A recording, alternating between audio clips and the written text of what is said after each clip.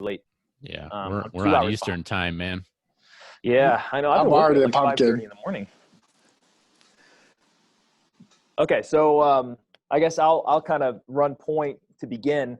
Uh, Thank you, Billy, to Jeff, Danny for showing up, guys. Tonight, what we're primarily going to try and focus on is any of you guys who either didn't draw a tag that you applied for in your area. You let life kind of get in the way. There's been a lot going on, and you forgot to apply. Your season's not necessarily over. I have to say up front that there's good and bad people hunting this year and fishing, buying those licenses. So good for the people going outdoors and for the revenue. Not so great for some of us who want to pick up those over-the-counter tags. So we're kind of running out of time right now. So we're gonna start with the tag section, and then stick around with us, because if you guys haven't decided on exactly where you want to hunt or what you need to do in order to kind of to figure out what you need to hunt there, whether it be, we'll cover a little bit of public and private land, and then we're going to do a little bit of Q&A at the end. So for those of you guys joining us via Facebook, which should be pretty much everybody but us on video, go ahead and tap questions into the chat as we go. Danny boy is going to be kind of jotting them down, and then Danny, if there is a question that's like kind of like relevant to what we're talking about right there, just go ahead and interrupt one of us and say, hey, we got a question in the chat. Otherwise, we'll cover them all at the end. Sound like a plan? Yep, perfect.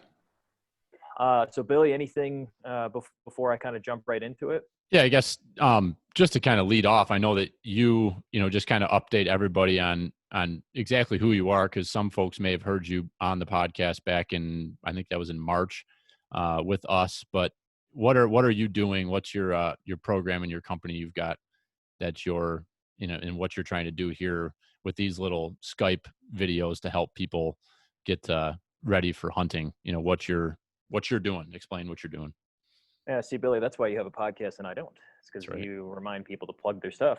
Thank you. I'm on my fourth seltzer water, so strap in. He's getting nuts. My name is John Legansky. I operate a website called sportsman101.com, and the flagship program, I'll go ahead and just share my screen here. It'll be a little easier. Disable the attendee screen sharing. I will not. Sportsman101.com. It started as just a single program, Whitetail 101, designed by a guy that was born and raised in the Chicagoland area, hunting and fishing, which is not terribly common. There are people who do it for sure, but it's just not like it's not commonplace like where you guys are from, in smaller, arguably more rural areas. And growing up, I was the kid that I always had a deer or two hanging in the garage growing up. And more and more as I got older, kids started asking me, and then adults started asking me, can you take me hunting? Can you show me what I need, to bow hunt or the tags and all that? So I put together a program called Whitetail 101. It's like 35 modules. They take an average of like 20 to 30 minutes each, mostly video based. There's some text, images, and the biggest benefit in my mind of the program is that it'll get you, like, I would say, like probably 3-4 years ahead of somebody who's just starting out trying to like piecemeal it together on YouTube and figure this stuff out on their own. You can do that, but all the people that I've known to do that, especially with deer hunting, it's the pathway to entry is kind of high, and that's why we're starting in the beginning tonight for free with all the tags and stuff. Is because that oftentimes people, they kind of fall behind the 8 ball, and then they were so focused on the getting the gun, figuring out ammunition. You see it all the time, people in the hunting groups and stuff asking questions about what types of arrows they should be using or this or that. And there's a bunch of snobs in those Facebook groups, to be honest. And a lot of times, the message is you just kind of get kind of bullied.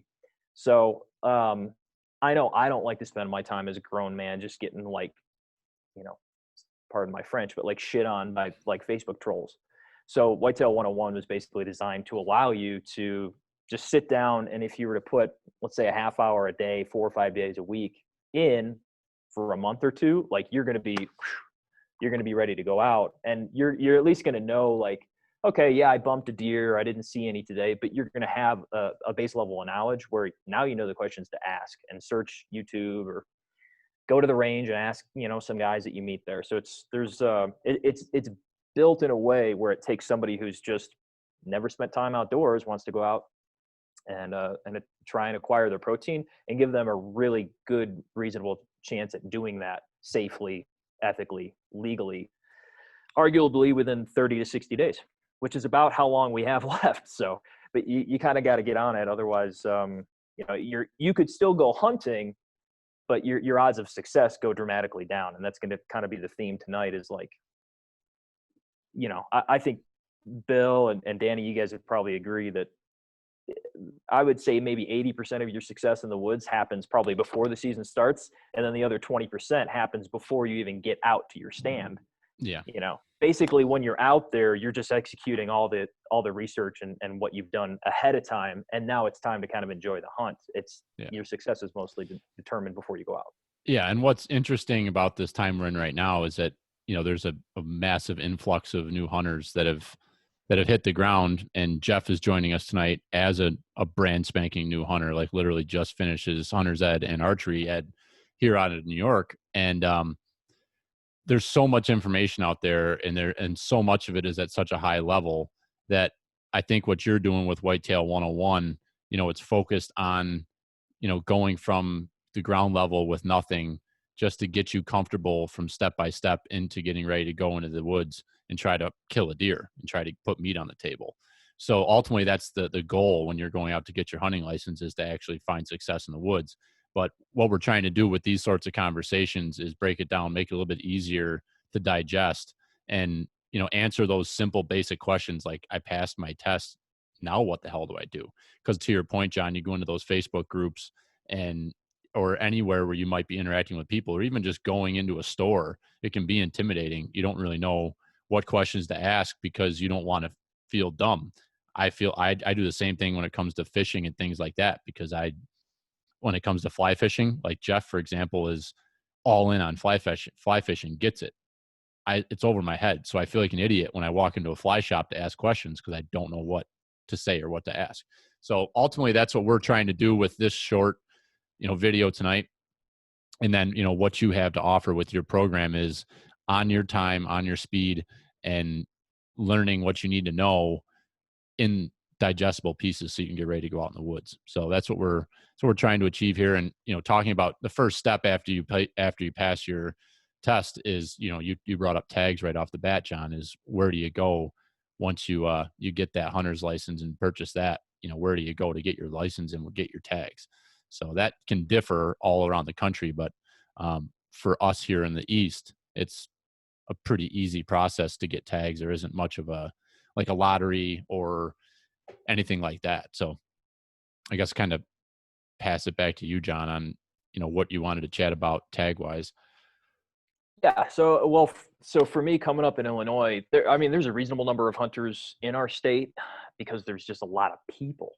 It's a heavily populated state. Even though there are a lot of people, a lot of hunters, we have a healthy deer population. I think on average, like 260,000 or something in the state. And we typically call, I think it's between 60 and 80,000 on average, maybe a little bit more than that if there was like a high population year.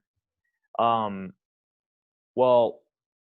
if a lot of people, they go to apply for like a gun tag, and that's fair.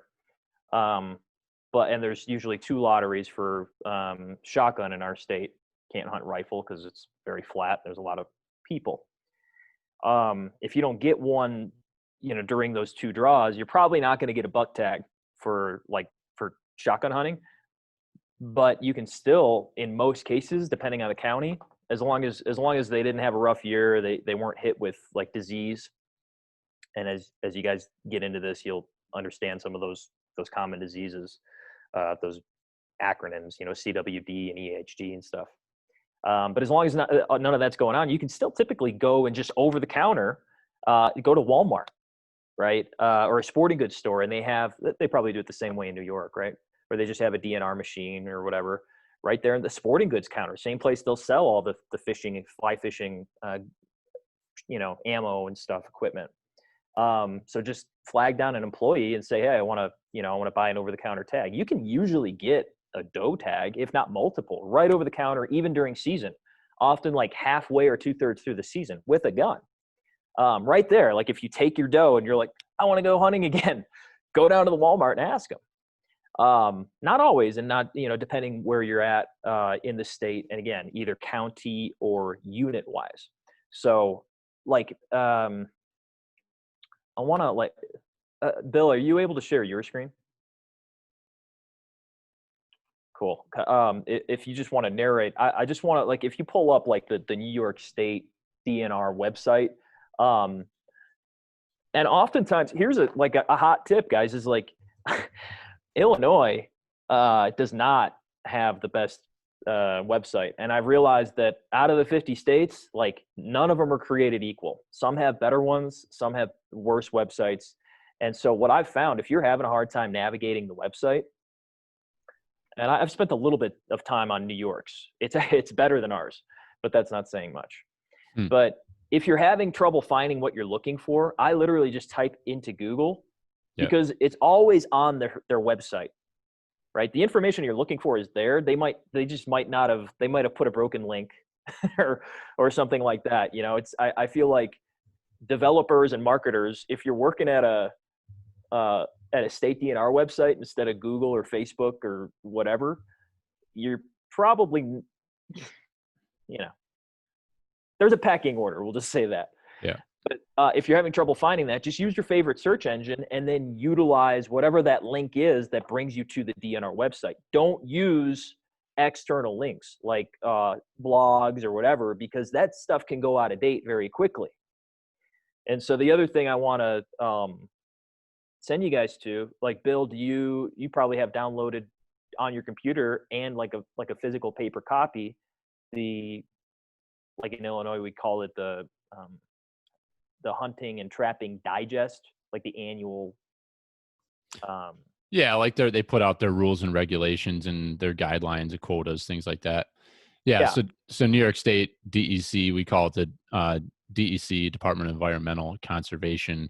So they put that booklet out each year, and that'll have all the updates of the regs and everything that you need to know for the season dates and times and stuff like that. So, but I usually, to your point, John, I usually just use all that online, and Google's your friend. I mean, if you kind of are even close to what you're trying to achieve with your searches, if you're looking to buy a license in New York has the new online tag system where you can buy your tags right online, and like you can from any other states, but now you can do everything you need to do without going to a store or going to the local town hall, anything like that. So for me, it's simple. You jump on the website. It's called Decals is the name of the system. So you could just go to Google and search, New York State DEC decals and New York State decals, and it's the first one that pops up. And then you buy your sporting license online here. And I kind of got our pictures blocking the screen, but if you go up here and just sign up. So if you don't already have a login, it's like anything. You can create your login, and for most users, you'll probably create that with your driver's license ID number. And Jeff, you just went through this, right? Did you buy your license today? Yeah, I did it today. It was a piece of cake. Went on. I think I still text you like 15 questions though, regardless. So just in terms of what I get with the tags, just being new again. But yeah, it took me not even 5 minutes to do it. Super easy. Yep. Now, another good thing the state has actually done for helping people get out there and do the hunting and get outside. So Absolutely. If I can interject though, so two things that we really need to drive home here is that, yes, Google is your friend, but you need to be, even if you find information on like a third-party website, I don't care if it's Field and Stream, like a really reputable website, it's still your responsibility to have addressed the actual state agency about the laws. So because I use Field and Stream, Outdoor Life, all those popular names that, once again, if you're using like Whitetail 101, for instance, I'm not the authority I like Whitetail 101 is an amalgamation of all these different external resources, including, but definitely not limited to, U.S. Fish and Wildlife and all that stuff, but use government resources. And then if you can't find the answer that you're looking for after using Google, here's a common mistake that people our age and younger make, is that we just don't ask questions to human beings. There are local offices all over your state with people waiting to answer the phone and help you. Right. And I think people get a little bit intimidated because it's like, well, it's law enforcement. And that's true, but you're asking questions to avoid breaking the law. And if I'm a conservation officer, I would much rather answer your question ahead of time than you get tripped up and me have to catch you and write a bunch of paperwork. It saves me time and work to help you now. So anyways, so in that course, you can get it for a week for free. And you could probably get through 3 out of the 8 modules during that time. And then afterwards, it's $4 a month. So as you're working through this, the point being, if you do have questions, you can email me. And then Bill, if you click on coaching towards the top, the menu there. Yep. Yeah. So you hunt is something that it's more like this, but it's one-on-one. So you can click the orange button there. You can scroll down. There's a little form. Basically, and you'll notice, wait, before you scroll back up, free. It's free right now. So I will gift you 1 hour of my time. And all you got to do, so click buy now. It'll ask you for, a name, email, whatever, password, and then Billy Bob. And it'll give you access to the calendar. It'll ask you a few questions ahead of time. Like, have you purchased a hunting license before? Those kinds of things. Have you ever shot a gun? Have you gone camping? Just so I know your experience level, so you're not wasting your time answering those questions. You book your session, and then I promise after 55 minutes, you're going to be 10 steps ahead of where you were before you started. So at the end of the night, punch your questions into the Facebook chat as we're talking here, guys. And we'll do our best to answer them, before the East Coasters turn into pumpkins. But like Jeff said, it's normal to want to ask all those questions. And honestly, like, it's great if you want to use your DNR and the resources available to you, great. If you want kind of a personal confidant, get your first session now while it's free. Come loaded with a bunch of questions and stuff that you're having trouble with. I'll do my very best to answer them on the call. We'll work through it together, and then I'll send you on with more homework. And maybe I'll talk to you in a week or two. But you only get one freebie. So the point of this is just usually when when I find myself answering somebody's questions like this, they wind up with 5 or 10 more. It's like, well, crap. Okay. We answered that one thing, but now I have all this other stuff to work on. Well, welcome to the club, guys. Like, this is an ongoing thing. And it's great to make mistakes and to bump deer, to have kind of failed hunts, as long as you're safe and legal about it, is all we want. And that's how we, myself, Billy, and Danny have gotten to where we're at. Danny, we haven't really gotten to you yet, man. Do you have anything to add so far? Danny, say something, Danny. Nothing from the question standpoint. I was smiling when you were talking about calling for us, it would be a DEC officer. I Googled an area we're planning on hunting in a few weeks, and just talk to the DEC officer. It's not scary. It's not hard. We've gotten great information from New York, from Colorado, from these wildlife officers, and they're willing to help. And I thought that was a great point there. If you ever have a question, just give the guy a call. Yeah, they'd rather have conversations with you about that stuff than what'd you do wrong, sir? That's, and we're all, it's law enforcement in a way, so we all kind of avoid that conversation. But you're so right, Danny. I mean, our successes that we've had in Colorado, a lot of that came from guidance, from phone calls to the to the guys out there, the rangers that were covering those areas. So, yeah.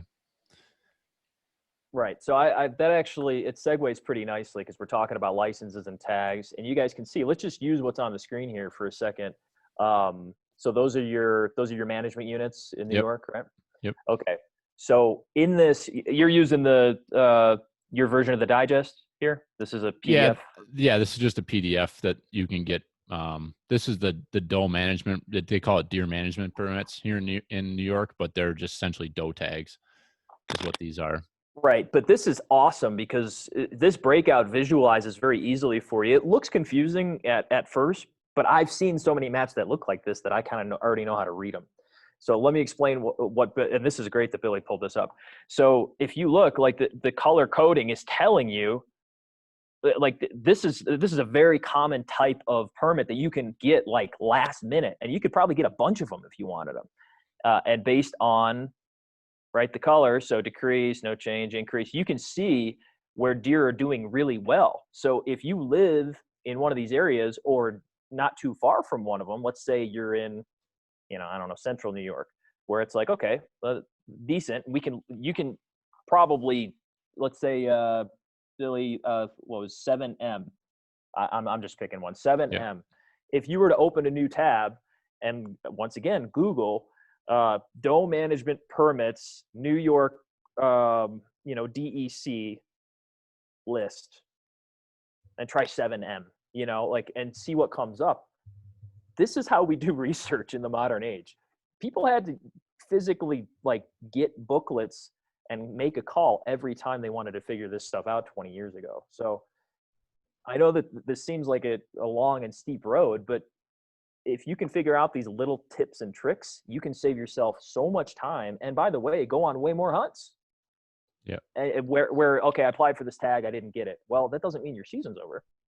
Or if you missed the draw, it just, for me, 8 out of 10 years, I'm pretty much just taking 2 and 3 year old does anyways. The longer we've done it, the better we've gotten, especially with archery. And so now I'm at a point where I'm always on a lookout. I might make a couple of moves on a big buck in a year if we have a couple of photos, and I'll get, 1 or 2 encounters a year, but I can't really call myself a trophy buck hunter. I've only taken 2 over 120 inches. The biggest buck I ever took was 144 inches. Really big body deer, really old deer. I was super proud, but it was over before I knew it. Mm-hmm. He came in, shot him, he went 40 yards. I went, holy cow, 30-mile-an-hour winds. I guess I don't know what I'm talking about when it comes to weather. So you just never know. So giving yourself these opportunities, of course, it starts with the tag.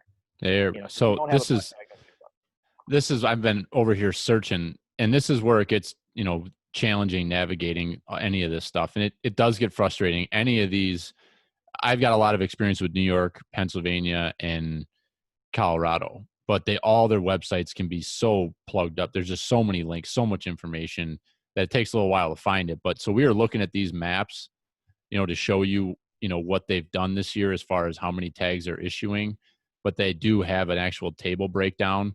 And this is what, if you go into a store, if you're going to actually go to, let's say, Cabela's or your local town hall or Walmart, they'll have all this information there, typically taped to the table that you can look at that will tell you, you were talking about 7M, I think, was the area that you talked about, John. So 7M in the first round here, they're targeting to quota to give out 24,000 tags in that area. And the first choice is a high probability. The second choice is a medium probability. So if you're an individual that lives or hunts in 7M, your best opportunity to draw that tag is on your first choice. So you get 2 choices when you're drawing a tag for a deer management permit, a DMP. And in New York, that's the only lottery that we have for tags. You're going to get your regular season tag. You're going to get your archery muzzleloader tag. That's either sex for each. And then you have your opportunity to get your up to 4 doe tags in the 2 separate draws. But, it's very important to know what the probabilities are in your area, because you can, let's say, for example, on this 7M, let's say you decided to go with 7J on your first, and 7M on your second. If you didn't get that 7M, then you didn't get your tag for that area for a doe permit. And there's a very good chance that based off of that they may not be doing a second draw with leftover tags come November 1st. So it's sort of stuff like that. And that's where it's dialogue, it's conversations like this, where each and every state, that you got to find people. Everybody has a strategy. My strategy might be totally different than someone else's, but it's having those conversations and looking into the numbers to see, this is where I want to hunt this year, and what do I need to do to get the tags, additional tags. We're not talking about bucks right now. We're talking about does, but I like shooting does just as much as I like shooting bucks because it fills the freezer, and you can get them for different areas and have an extra tag in your pocket. So, it's a lot of good information out there, I guess, is what it comes down to. And then I'll kind of tie a ribbon on that, and then we'll get back to Jeff here, because what I wanted to point out is, like, we've talked, like, we didn't really touch on archery, but oftentimes, and I know this is not just the case for Illinois, like, I've worked with people and kind of had to figure out, like, Indiana, Ohio, like Missouri, a lot of the Midwest, it's going to be easier to get a tag, or if not multiple tags, archery, than it is with gun, because more people hunt with guns. Now, the bummer with archery, of course, is that it just requires more practice. You got to get better, not only at using the weapon, but at learning deer movement and a particular parcel of property. So there's benefits and drawbacks to both. And we actually have an entire lesson dedicated to this very early on in the Whitetail 101 course. But, like, basically that's your breakout, is like, okay, deer permits with gun might be a little bit more challenging to get. You have a little bit less time typically, like the seasons tend to be a little shorter usually. Mm-hmm. Whereas with archery, it gives you a little more flexibility because it is a more challenging endeavor. However, crossbows are becoming legal for not just like 65 and up or handicap, which was kind of the entryway for that method of hunting. But for those of you guys who don't know, like, there's just, there's been a significant decline in the number of overall hunters in this country, with a couple of exceptions. A couple of states have done okay by kind of staying level. So this is one of those ways that they're trying to make it more accessible, and it's helped.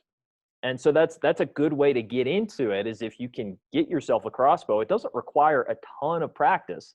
Once you get that thing tuned up and that scope dialed in, if you've got a rest, man, I mean, literally a day of practice, and I would be comfortable once somebody's, hitting 3-inch groups at 30 yards, like, take them out. So that's something to consider. Now, that's Bill, maybe you can like Google for me as well, just like, is crossbow hunting legal in blah? And I found one, I actually did find one from 10 Point, which is a crossbow manufacturer. Maybe I can send you the link. That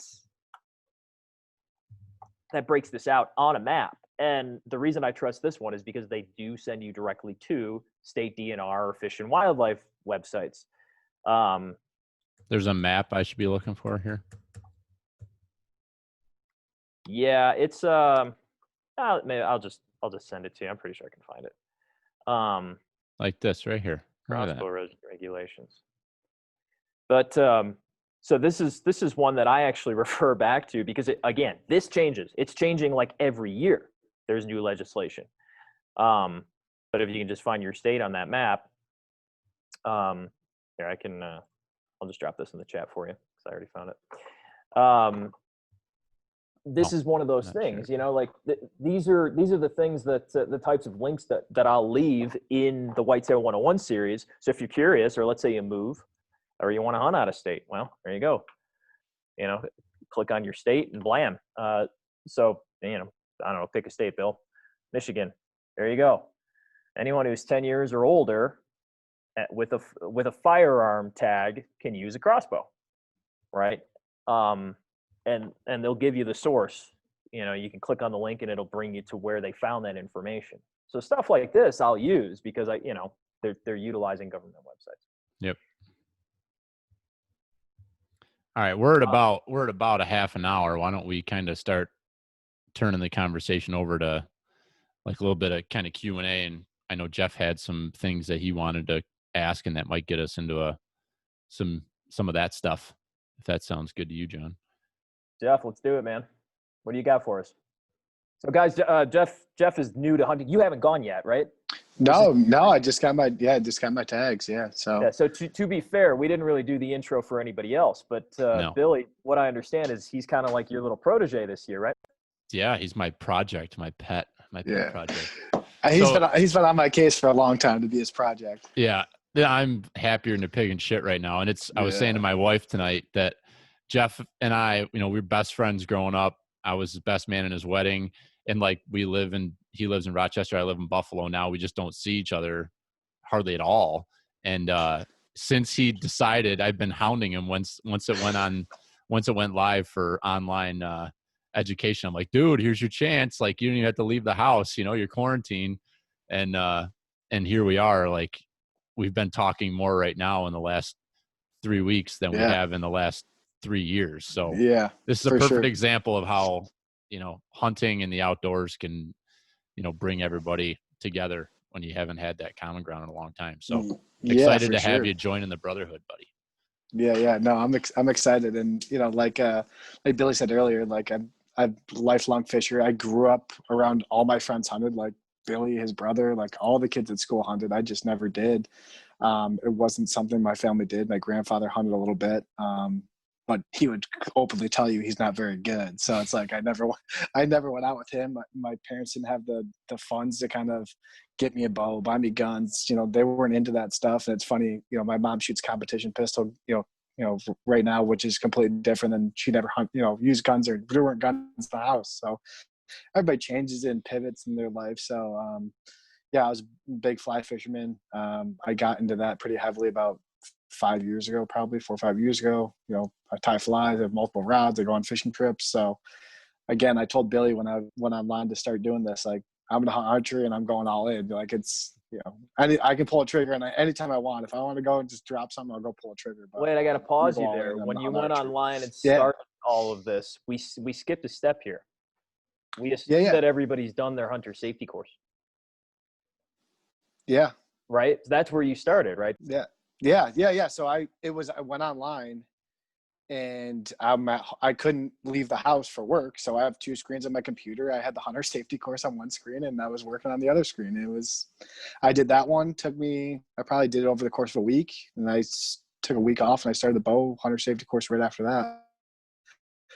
So we have 2 separate courses. So I don't know if that's like that in every state, but again, being new to it, I wouldn't know that. So yeah, did both of them. And Bill, maybe it was like a 60-second aside. You could just pull up the hunter safety, the Hunter Ed website, so people know super where to find easy, that. super convenient. And like my buddy who was his first time hunting last year, my friend that lives across the street from me, he went and had to go 45 minutes away, 2 separate days to sit in a classroom to get his hunter safety course. And I'm like, hell no. Like that was like that barrier to entry was like the ending point for me. Like I wasn't about to do that, go and take 2 days away from my family to sit and, get a pass. I'm like, I have my lifetime fishing license. I'll just fish the rest of my life. So online made it, broke that barrier down for me to get the tag. There was no reason not to. So. And that's, I learned something actually, I think from Bill, I think from Pertnear's podcast, when you had that guy on, he was saying like, maybe it wasn't him, but I learned this year, and it hit me like a ton of bricks right in the head. I was like, duh, because 36 out of 50 states in the union require you to complete a hunter safety course before you can legally purchase either your tags or your license, depending on the state. But you can't go hunting until you've done it. Right. So you have to start that. You have to get that done. And that's a huge, huge advantage that you can do it online. Huge advantage. But here's the thing. Not all states offer it online. You got to pay for it, right? That website, that hunter-ed.com, that's for profit. So where you used to be able to go pre-COVID to like a physical, they do it at like a church or something park district or something like that. Yeah. And you'd have to sign up for them. And right now, actually, it wouldn't matter. Even if we weren't in COVID, they'd all be full. Yeah. You wouldn't be able to get into one of those anyway. So you'd have to do it online. But the benefit right now is more states are developing those courses with huntered.com. It's a great course. But the other benefit is, guys, I can't believe I felt so stupid that I didn't think of this before, because I had been applying for points in Colorado to hunt elk for 2 years already. And I had gone through their, like, in order to, again, same as Illinois, same as anywhere else, in order to purchase anything with them, you have to enter like a customer number, right? Even though it was like, okay, is it Colorado or out of state? You select out of state. And then it says, like, you have to have your Hunter Ed number. Yeah, exactly. That's all it is. And so, and what type? And I said, firearm, the number, cool. And then it'll bring you to the checkout page. You can't get to that checkout page without that number. But hello, I didn't need to complete a Colorado one. So of course, there's reciprocity across all states. So even if you live in, let's say, New York, Pennsylvania, whatever state it is, yeah, look up your state's course. But if there isn't one available, just pick a state and do the course, because you can still purchase a tag. They'll just assume, you were a non-resident or whatever. It's no different. So the courses now, if the course is available for your state, it's going to be better, because there's going to be certain laws that you're going to be more up on. It's going to help you be more informed and more confident. But if it's not available, go the other way and then just bug the hell out of the DNR or the EC officer, right? So sorry, I didn't mean to interrupt, but that's really, really important, because people are going to get to the tags and license, and if they haven't completed that step, they're going to go, what the hell? So thank you. Yeah, that's a good point. Jeff, so please continue. No, it's a good point. So it's like, it's definitely a new process for me. And, some of my questions are like, there's going to be so many new people hunting, if you don't have somebody, you've covered this on different resources, which is kind of good. You've answered my question. Like, I have Billy, right? So it's like so many people out there that want to go out and hunt, and, there's a big push for, especially with things like meat eater and stuff like that, putting food on the table, wild game and all that kind of stuff. People don't have the resources, or mentors to kind of come up with. So I think, from what I've heard from your program, but like, where do you find other resources or people to talk to? Are there groups out there other than the Facebook groups and things like that you could kind of touch on? I think Billy would agree. And I'm going to tee this one up for him. I'm a member of 3 organizations, and you can write these down. The first is Quality Deer Management Association, which is going to be soon changing its name, qdma.org, I think. Fantastic on research. We cite them. I would say 60% of all the links that I cite on regarding deer research go right to their website. Super worth it. And they have a lot stronger presence in the East than they do in the Midwest, from what I understand. So you probably even have a local chapter. And the more you can rub elbows with somebody in a group like that you're just going to learn through osmosis. And by the way, like, if you're nice, basically, if you're just genuine, because everybody's going to know that you're new. So if you're not full of shit and you're like, yeah, I'm pretty new, dude, there's a lot of people like me and Bill in the real world that would just chomp at the bit. I've been invited on hunts. I went on my first duck and goose hunt a couple of years ago, and I was like, damn, I got to get more into this. I'm actually my wife and I are getting a lab this week. Nice. So I'm on now I'm on the prowl, because I've seen that, between the duck hunting and the pheasant hunting that I was able to do through that brings up the second organization, is Pheasants Forever. And while it's not necessarily deer geared, I had a local chapter that was very active, did a lot of shoots and stuff like that, and banquets and a couple of hunts every year, and had a heavy focus on recruiting women and youth that were motivated to hunt. So I liked that. I wound up helping people, like 12 to 18-year-old kids shoot shotguns for the first time and stuff. Really rewarding. Nice. But all those guys hunt deer. Mm-hmm. And then the third is BHA. And I know Bill is actually even more involved than I am with BHA, and I love what they're doing right now. I'm learning how to hunt for chanterelles and porcinis and stuff through they're doing workshops just like this for their members. So, they're making do, even though we can't get together physically right now. They're giving me so much more than the $35 a year that I pay them. Right. That's 3 that I like, just based on my experience. Bill, what do you think? Yeah, I mean, I would agree with those organizations as far as, some nonprofits, some organizations that you can belong to kind of become, get into a group of people. NWTF is another one here in New York. NWTF is incredible, very active. The COVID crushed them because the banquets are a huge part of how they interact and how they do their fundraising. So they've been impacted, but you and I talk a lot, Jeff, about podcasts, and I've plugged you into a handful of different podcasts. There's some great resources out there. There are some that are very heavily monetized, and there's value in the information you get from them, but you also have to understand that they're, it's monetized. So, Right. You want it, like, that's one of the things we're trying to do with our platform is that, at this point, we're not working with anybody in particular. So we're just trying to bring you honest information. But yeah, I think organizations, local sportsmen's clubs. So like, we have Rochester Brooks, getting involved with somebody like that in the Honey Falls area. There's a lot of people there. You just kind of networking, and building that out. But yeah, it's very challenging. And there are those Facebook groups out there, but yeah, that can become a dumpster fire real quick. And, I'm a member of a lot of them, and there's just so much information in there. I can't keep up with it all, so it's just, you got to find those key people that you trust and hug them and get as much information from them as possible. Right. I mean, if you think about it, I mean, if I didn't have you guys, I probably would never have done it, taken that leap. I didn't have resources like, okay, I got my, like you said earlier, is just like, okay, I finished my hunter certificate, safety course. Now what? Now what do I do?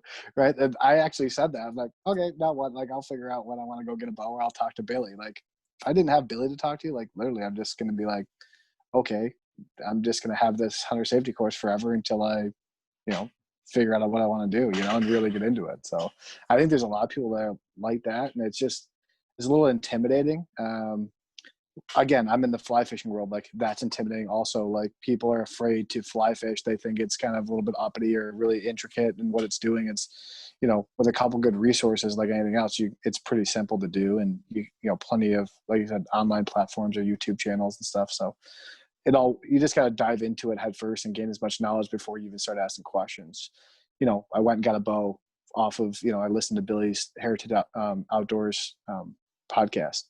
I went the next week and, bought a bow, just, again, went all in. But if I didn't have the pre-information to even go there and have the right knowledge of questions to ask, I would have been completely lost. And I still walked in there. Like, I talked to the owner, Lewis. I'm like, dude, start from scratch. Like, I have no idea. Like, let's just start from the basics, 101. I have no idea. So you gotta be humbled in doing that, I guess, if in order to learn. So. Yeah, I forgot to mention too, your local, we've been doing archery shops, locally. Those folks, there's some salt of the earth people in those places that they want nothing more than to help people get involved in the outdoors. So, that's a great area to just start hanging around, because those shops they're a place where you can build some lifelong friends for sure. Yeah, archery ranges and gun ranges in general too. I mean, those are places where hunters are going to congregate. And that's what we're getting at. Like, you can pay your way into some of that with a gun club or some of the organizations that we're talking about. Or you could just go to a range and shoot and see who you meet. You got to shoot your bow. I mean, some of us are probably fortunate that we can just pick up a block target, from Cabela's or whatever, and go to the backyard. It's free. Mm-hmm. But there is something to be said, especially in the first couple of years, of just being in places where people who know more than you do are. Yep. You just talk to guys, and again, you piecemeal it together. There's going to be stuff. I pick up stuff every year, man. I don't know it all, but I know enough to go out, even on a, whether it's public or private parcel of land. And if I spend enough sits, I am going to take a deer. It might not be the biggest deer, but I'm going to find enough and figure out where the people are moving and where they're not. Mm-hmm. And maybe kind of a weird way to, get in, whether I got to wear my muck boots across a cold ditch or something to get back in there, where I'm pretty sure there's deer spending time. But Jeff asked, he said, like, where do you go from your hunter safety course? Like, where do I go from here? Well, that was the answer is in the curriculum. In my mind, it's figure out a suitable place to hunt. And so that's like, you can scroll down the curriculum, you click that little arrow there. Like, it takes you kind of through all of that range safety and etiquette. So that's the kind of stuff, like, the first time I ever walked on a gun range, I think it was 15, and I broke the rules. I got yelled at, and for good reason. I turned around even though the gun was no longer loaded, I turned around with a gun on the line, and people don't know. At 15 years old, I almost got kicked out, and I felt bad, but I was like, in hindsight, no, this is good that this is the way these guys are handling themselves. I learned that at 15. Thankfully, nobody got shot, right? Like I said, the gun wasn't loaded, but I was like, whoa, and all scared. So it doesn't feel any better at 33 than it does at 15 to have that happen to you. That's why, I created a curriculum for people to go, oh, I'm really glad that I got an opportunity to learn that before I made an ass of myself. Some of those common things to expect, to just have a positive experience. But I want to get on to, I want to just spend 5 minutes on kind of some tactics for establishing a place to hunt. Because I think we're kind of taken for granted a little bit that people are going to be hunting public land. But I would submit actually that if you're willing, if you think of all the gear, like what are our two most limited resources? Time, money. That's all of us, man. All right. And so if you have a little bit more money to throw at the problem right now, I would strongly recommend checking out, maybe you can pull up Hunting Lease Network. Base Camp Leasing is another one. And then there's a newer one. The guy seems like a really good guy. The guy, Nick, founded one called Land Trust, and he kind of built that more like Airbnb for hunting leases. So the first one is probably the most popular and the most well-known, HLN. And that one, I mean, it's pretty simple, man. Click on a state. You can kind of search by the number in your party, the price range you're willing to pay, that kind of stuff. And I think they have a review function on there too. So you can kind of get an idea of what the property is going to offer you. And this is paid now. You're gonna pay the landowner for rights to go and trespass on their land. And keep in mind, guys, that I mean, I've known guys to take out leases that might have only been $800 or $1,000, and they can split that between a few people. Now, is the quality of deer hunting going to be quite as high on a parcel of property like that? Probably not. But if it's got some positive reviews from years past that people have gone out and seen deer, well, I mean, you in a lot of cases you get what you pay for. But you don't have to pay a ton is what I'm getting at. And if you'll indulge me for a second, like, I'm all about the whole public land hunting ethos. I'm going to be hunting. That's why I'm out in Colorado at the moment, is because I'm going to be hunting 100% public land for elk this year, and then come back home and do whitetail with the family. But I've had time out here to scout. I've used my Onyx, right, that Billy has pulled up. This is a really, really invaluable resource. I think they still doing like a 7 or a 14-day trial of this. I'm not sure if they are right now, but they do. There's promos out there all the time. They are. I just checked the website yesterday. There you go. So you can try this for 14 days and then punch in, I don't know, Randy or something for Randy Newberg. You get like 20% off. And then Randy Newberg will probably get $1 or something. But it's been worth every penny. If you're going to hunt public land, yeah, Onyx is almost certainly worth it for you, because you're going to be able to figure out where the access points are more easily. You'll be able to, there's all these layers on there. However, remember, all this stuff takes time, right? And you can only scout so much from your couch. Again, there is a video and a lesson in Whitetail 101 on how to help you do that. But regardless, I mean, this year, just on elk here in Colorado, I mean, it's a big state. There's like 70-something units. And just before I even applied for my tags, I was trying to, do some research online, pick out some spots based on what I'd seen personally. So You spend all that time. I mean, I've probably spent a combined 30 or 40 hours just on the computer scouting these locations before I went out, and then found a bunch of the places where I couldn't get in. There was a locked fence. There was something I didn't know about. And then places that I physically went and walked and checked them off the list. Nope, I don't like this area. I don't like this area. It's a process of elimination. So I've probably got, treating it like a full-time job, probably 100+ hours into this. Now, conversely, what is your time worth to you? Right. Because if you want to have, you're going to have some kind of blind or stand, climbing stand is a common one for public land. There's going to be a certain amount of gear that you have to go out, and you got to spend money on that. Again, that's more time. Whereas you go on Basecamp, HLN, Land Trust, and you find a spot where maybe you can get in on a lease or a hunting club or something, where somebody's looking for one extra guy to pay $300 or $400, and you get 4, 5, 6, 7, 8 days to be able to hunt that spot. It might be more. That might be worth it to you, because now you can skip forward a whole bunch of steps. If we're talking about, crunch time is occurring. I know a lot of seasons don't start until some are late September, a lot are like early to mid-October. And then if you're gun hunting, it might even be later than that. But you're running out of time.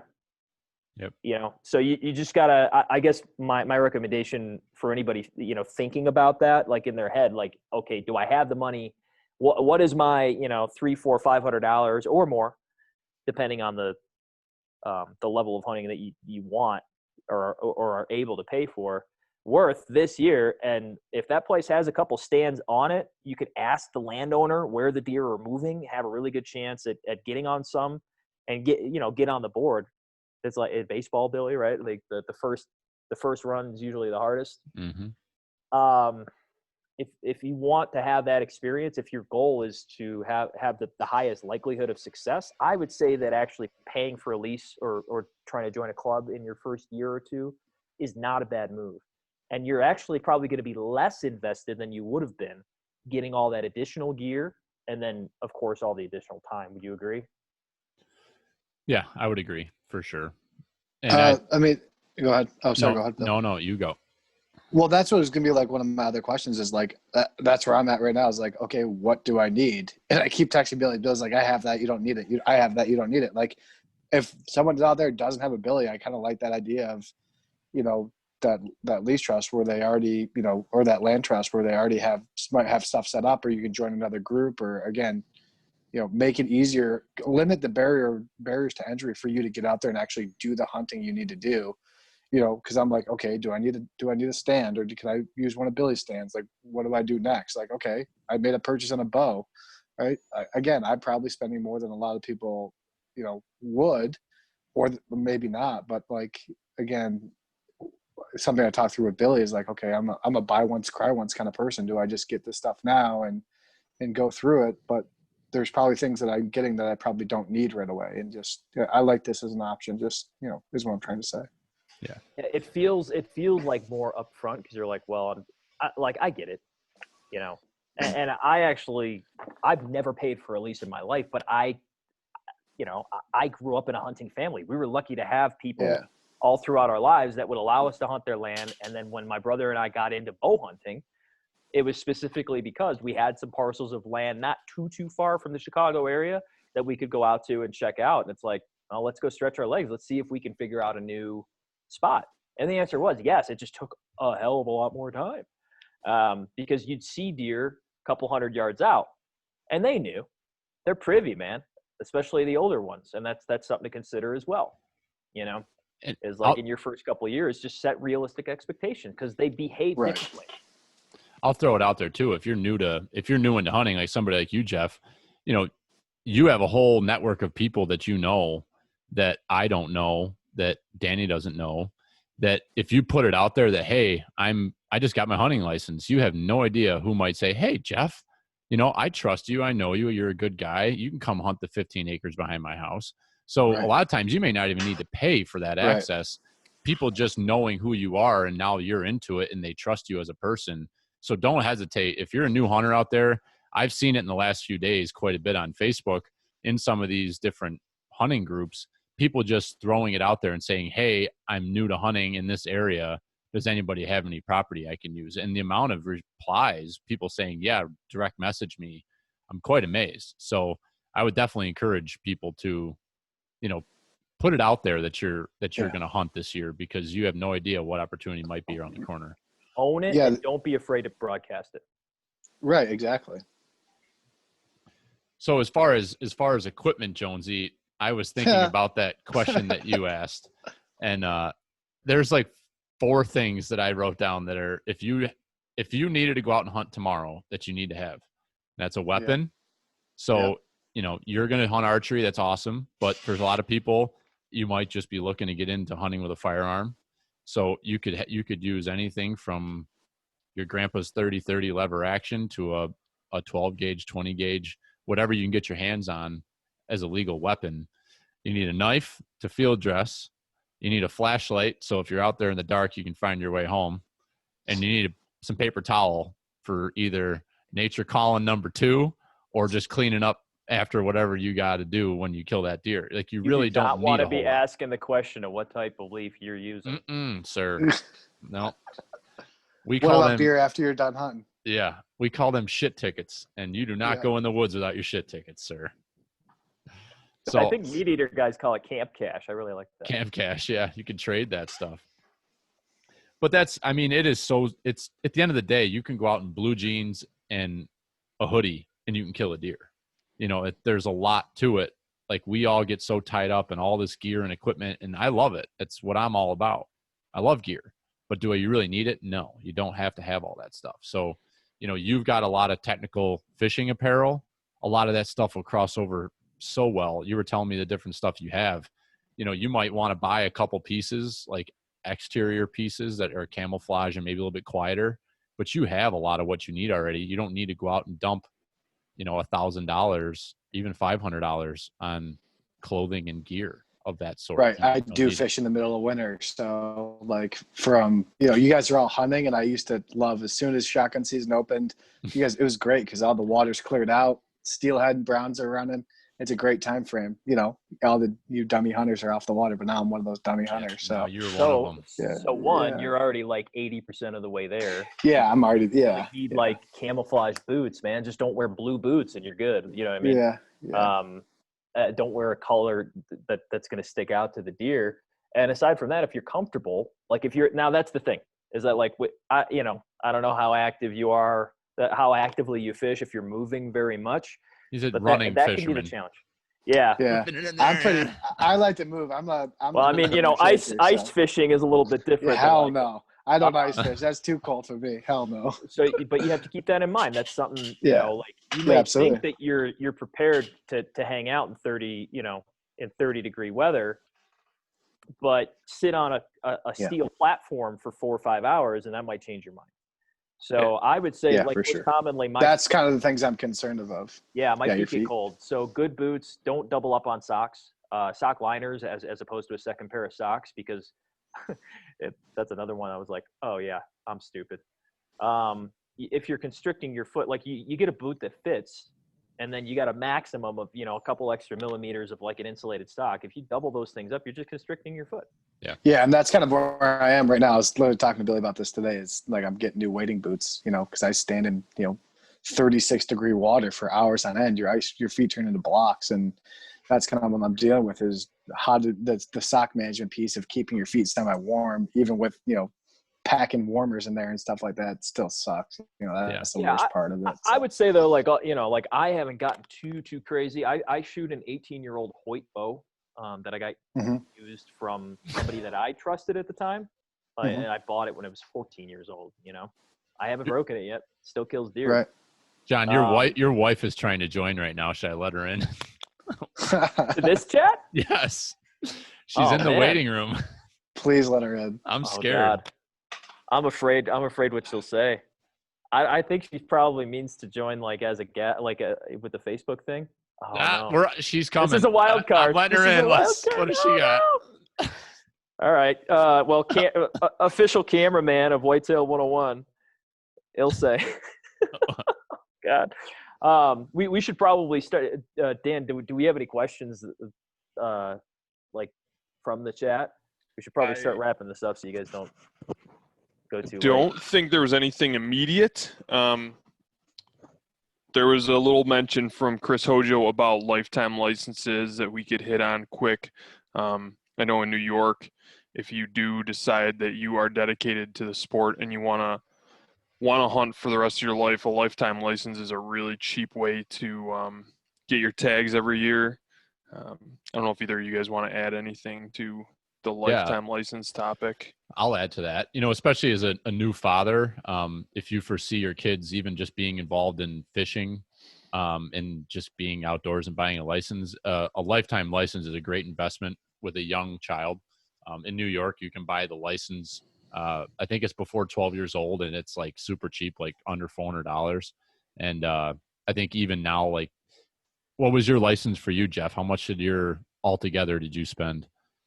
With a couple $1 donation, I spent $47 today for my regular season and my bow tags, and 2 sets. I got 2 lotteries of doe tags. Okay, so I mean, I think for an adult, I think it was 22. I think it was like $20 or something like that for my regular season tag or something like that.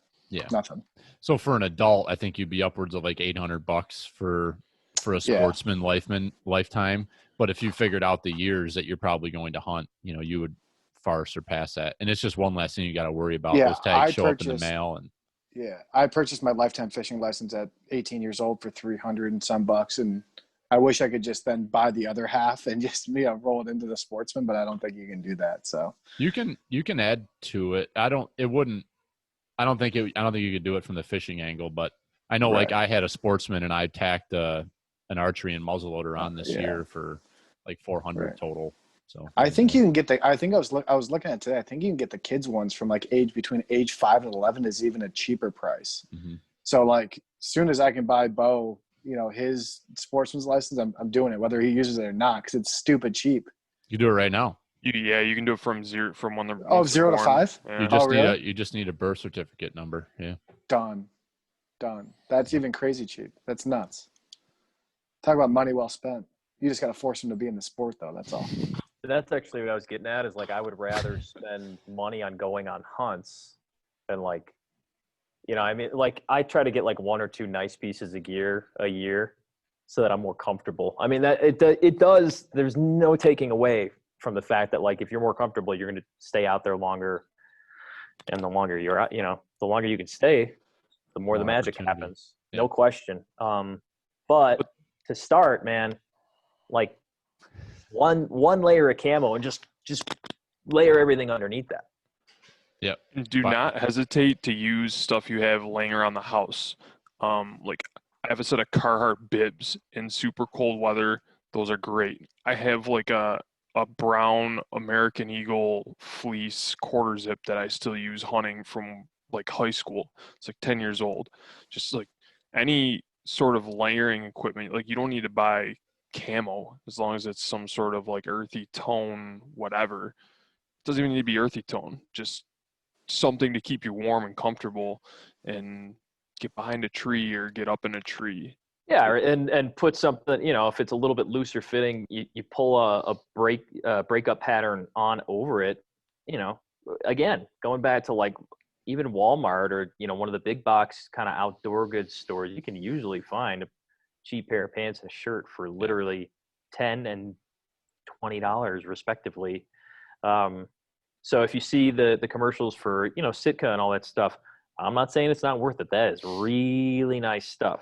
But we're talking about now you're talking about $250 an article, and that's designed to layer. So 3 layers at $250 a piece times 2, you're talking $1,500 to be fully outfitted and ready for to sit in the stand. Whereas really what that stuff's designed to do is to help wick moisture away on a more active hunt, which most people for whitetails are not really going that active, especially as a beginner. I mean, you guys have the benefit of hills and, kind of mountains where you can maybe try and do a spot and stalk style. Most people aren't still doing that though. You're either tree stand hunting or you're hunting out of a blind. And if you're going to do a blind, you can, but I wouldn't just like throw a pop-up out in a field or, next to a game path that you've found. You found some good deer tracks, great, but they're going to take one look at that blind. Just because it's camo doesn't mean they're not going, what the heck? So you got to pay attention to stuff like that, So you would actually be better off. There's one called a ghost blind. Just real quick while we're on the subject. The mirror one. Yeah, I've used it, man. It's awesome. Good? Yeah, if you can set it up, it doesn't work real well when it's windy because it can kind of flop over. But on a calm day, and if you can. Like if it's in the morning, you want the sun to your back because that thing might catch a glint. But that thing's pretty cool.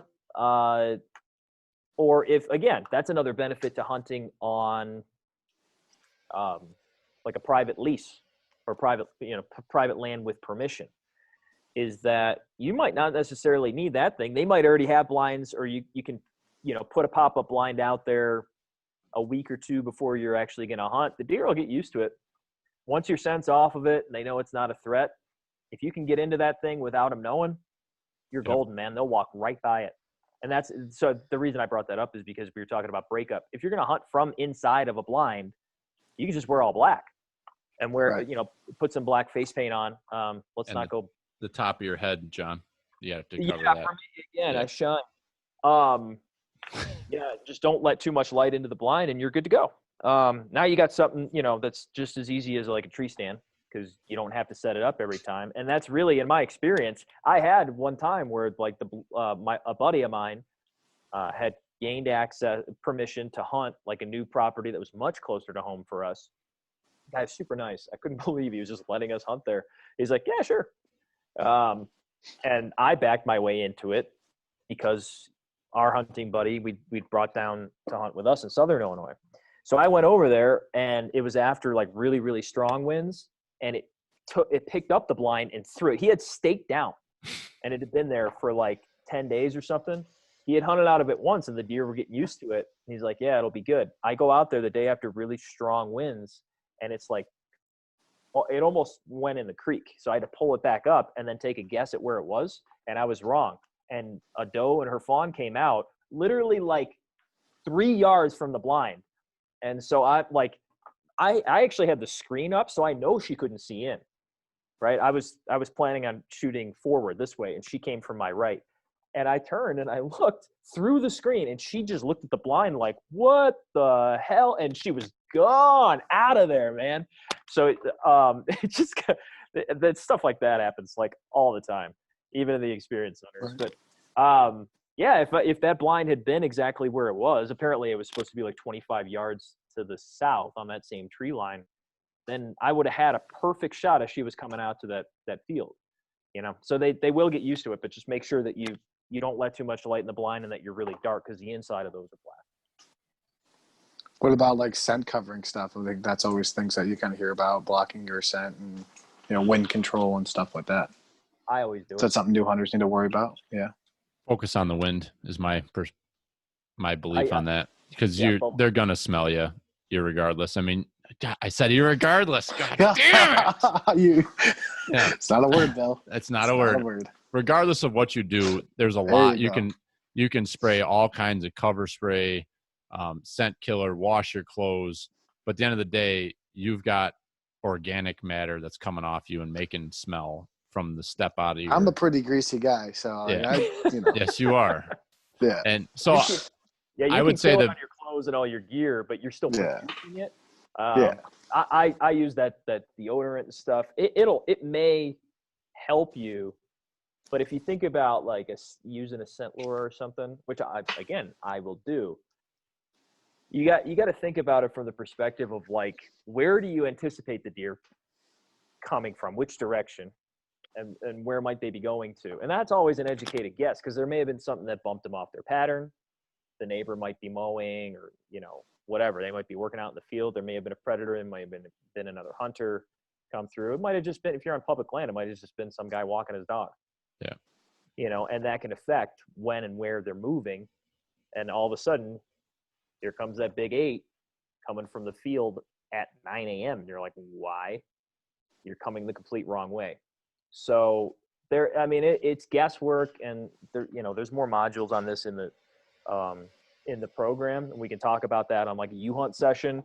But the fact is, like, probably no matter what you do, at least 51% of the time, you're going to be wrong. Right. But you still need a strategy. So you take an educated guess and you do your best. Now, the concept with wind, the reason I like to, I got one of those scent crushers. It works, man. It works real well. And then I spray just like a cover scent over me as I'm going out.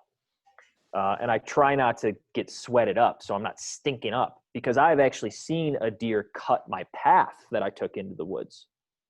Smell, like, literally at the point where I turned in, he was walking right down the road and he was going to cross, and he smelled it, looked in my direction, turned the other way, and kind of like half flagged his tail. And I was like, no shit. So, it goes to show, even spraying the bottoms of your boots, is worth the time. But you have to consider, like, a more mature deer is more likely to smell that and go, probably not worth it, and go the other way or go around. I can't tell you the number of times that I've been hunting like a stand that's been in the same place, the same tree for years. And multiple times I have come out, like, during snow. So there's no question I would have seen the track if it was there when I went in during snow or right after rain. And I see large tracks, like 150 yards from where I was hunting. Never saw the deer. So they're smart, man. They'll figure you out. And usually, if they've got a place where they want to go to, they're going to take a tack where they're staying concealed the entire time until they have an opportunity to kind of scent out the area and go, okay, everything's good. So playing wind is a tricky one with mature deer. It's not so bad with deer in general, because especially in like the early season where they're mostly grouped up in bachelors, a lot of the bucks will be together still, a lot of the does and the fawns will still be together, and they'll kind of be feeding in groups. And there's relative security there. The challenge is there's more eyes and ears on everything. But if that lead doe is taking them through and she doesn't notice anything, take your pick, is usually the case. So that early season, since you're archery hunting, Jeff, I would encourage you to get out there and just spend some time wherever you're going to be hunting, because even if you blow them out in a couple days, like, they're going to be right back, and now you've learned something. Mm-hmm. But I guess that's probably a good place to close, is like, I definitely want to do more of these, and I hope we can get people, kind of signed on live so we can get more questions. I really appreciate your questions, Jeff, but like, what I want to close on is, like, if you're getting busted by deer, dude, you're in the game. Don't get down. Don't get upset. We just want you to be safe. We don't want you breaking laws or getting in trouble from that perspective, And I guess where we should close is Whitetail 101 and none of its affiliates are in any way, employees of any government organization or attorneys. Do not take any legal advice. We're trying to refer you guys to places where you can find this information on your own, resources, and how to utilize those resources. I always got to direct you straight to the source, man. But with that, if you're staying safe and you're not taking any chances with your health or safety, or the safety of anybody else or their property, you're doing it right. You might piss off a couple of people. We'll talk in a future podcast about, etiquette of public land hunting and stuff, and, what to do if you see a red flashing light kind of thing, or somebody whistling at you. That means get the hell out of my woods. Somebody's hunting here. Yeah. But that all comes right back to what we were talking about. It is a little bit, we're just trying to find ways to lower the pathway to entry for new guys. Or folks who have maybe gone out a couple times in the last year or two and not had success or had negative experiences. This is, these are all just tips and tricks that we want to open you up to, because it seems like up front public land hunting is more accessible. In some regards it is, but the more I learn, the more I realize it's probably worth doing a little bit of research up front and getting yourself in the ball game, because you're going to be able to spend more time around people who know what they're doing and are on your side, especially if you're paying them. Now they've got skin in the game to make sure that you have success. Right. No, it's absolutely true. I appreciate your insight on it. And, you know, this was good for me, and I'm sure good for other people. And, you know, I know a lot of people that listen to this podcast is, you know, are experienced hunters, and, you know, but I hope there's some people that are new like myself listening tonight. So Yeah. it was good. Any other questions that popped up, Danny? Danny's just been drinking his tall boy back there. Yeah. Silently. I dipped into my my homemade wine tonight, so it's been treating me pretty well. Yeah, Billy, you were honest. brewing beer. Now you're making wine. Yeah, Danny makes it with his feet. Stomp it down. The warning to anybody that ever tries it. Yeah. Jimmy Harvey was actually saying that getting doe tags is pretty easy. I think what he's implying is that he could sign some over to you, Jeff, because he's not going to be shooting many deer this year. That was one thing. Oh, Jimmy. I kind of wanted to emphasize like forums and YouTube. Like I was just on YouTube the other day watching the Hunting Public, and they had like a gear dump, and I was dying because they had old Army fatigue clothes and ripped jeans and stuff. And these guys are like some of the best hunters in the country. Right.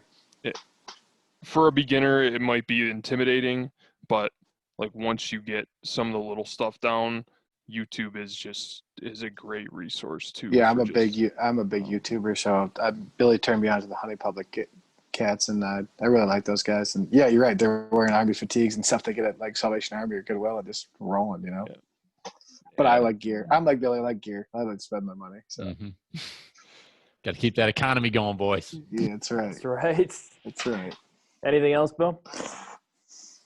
No, I think that was a fun conversation. I hope we weren't too wide and too shallow on things, but you know, we're trying to keep it somewhat short and digestible. So, you know, we're all a resource here, and you know, John's put together a great program. So I encourage everybody to go over and check his stuff out at Sportsman 101 and his social channels with Instagram and Facebook, and you know, give him a shot. Check out his program. I think you won't be upset with what you find there. And there's not many resources out there like that, like what he's created. So, you know, hats off to you and all of us, you know, the three of us that are here that have been hunting for a long time. We all just are trying so hard to reach new people. And John and I have talked about this till we're blue in the face, that we're just in an echo chamber, and you keep talking to everybody. We all love to hunt. It's great. Like we're just talking to each other, but you know, reaching someone new like you, Jeff, you're in my life circle, but you haven't gotten into this circle yet. So, you know, it's a challenge to everybody, you know, including yourself, Jeff, that, you know, you've got Ron, who's getting into hunting. Like everybody who's listening to this, everybody who's taking part in it, try to reach out and inform one person about this program or about our podcast or about getting involved in the outdoors, because it's just, that will just grow everything exponentially. So I guess that's my closing is, you know, put your arm out and try to help somebody. And we're all in this thing trying to get more people in the outdoors and live in this lifestyle. So can I make one last ask? No, it's my show. No. Plug. Okay. Good night, everybody. Live from New York. It's Saturday night. I don't think you can say that. I think that's copyrighted. I think we're gonna get shut down. No. Yeah. I don't think we're right monetizing this one. Okay, good. For anybody who, you know, who listens to this, you know, live or later, if you get something from this, share it with friends who you think might be interested. Ask them, hey, would you know, I'm gonna try and go hunting this year. You want to, you know, walk around in the woods with me and think a bunch of squirrels or deer, which happens to all of us, by the way. Yeah. If you get something from this, we were hoping this conversation would be a springboard for somebody who keeps saying maybe next year, and then, you know, you get behind the 8 ball and you're like, damn it, I did it again. I missed the ball. I missed the boat. No, not necessarily. You still got some time. You got to get a move on. So utilize this. Start where we suggested, because you can, guys. It's not a waste of money to buy a hunting license. That money goes to a very good place. It helps us to protect the resource in the first place. So even if you only go that far, you've actually contributed to the system. You could technically call yourself a conservationist. You have given money to a conservation cause. That's what motivated me to start this in the first place. But I mean, it's so much more than that. You see the times that Billy and Danny and Jeff are going to spend together over the next couple months, bitching and moaning about how cold it was out there. But man, when that wide 10 came through finally, oh, that was awesome. I had a group of does come. I love that experience. That's what kept me in the game for so long when I was young, was just time with my dad and my brother. And then as I started kind of asking those questions of why I was doing it, it was like, yeah, it's this. And it's also like, look at all that we're contributing to. And it's like a rabbit hole, man. You go down, you never stop learning. So don't be afraid to fail. Don't be afraid to ask questions to folks like me, Billy, Danny, and Jeff, once he knows what the hell he's doing. Yeah, right. And if you prefer a more one-on-one experience, the shameless plug was the U-Hunt sessions. I'm going to leave those up for free until too many people book them where I just can't keep up. And then I'm going to start charging. So enroll right now. When you listen to this, go book a session, do your homework ahead of time, book me a session for a week or two out, and then we'll get back together. We'll assess where you're at, and I'll help you get to the next step, whether it's scouting your new property, or if you're not sure where to go, if you want advice on picking a hunting lease in your area, I can give you that more personalized guidance. And if I can't do it, I'll get you to an external link or somebody who knows a little bit better in your area who does, and we'll make sure that you get out and at least get into the deer woods a couple times this year, because that's what I want for the people listening to this. Amen to that. All right, boys. 10:30, checking out. Thanks, Jonesy, for Heard joining you're falling us. asleep over here. Yeah. Yeah. I haven't heard a kid scream, so I think we're okay. No, mine's in bed. Yeah, he's good. He's in REM sleep. Thanks for right staying now. up late with me, guys. Yeah. All right. Yeah, Thank no you, worries. boys. It was fun. Fun time. Appreciate it. Take it easy. Good. Yeah, be good. Good Feed night. him, Danny. See you later. Feed 'em.